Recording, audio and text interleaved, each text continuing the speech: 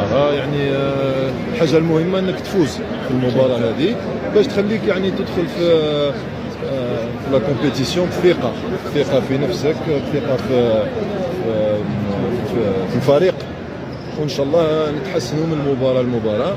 الحاجه المهمه ان فزنا اليوم والخصم ما سجلناش اهداف، تسمى حاجه مليحه للثقه. محرز دوبلي اليوم ثقه قلتها قبل. نعم. يعني حاجه اللي تخليه هو يعني كلاعب الخبره تاعو يخلي اللاعبين الاخرين يعني يبروفيتي وسط الخبره هذه.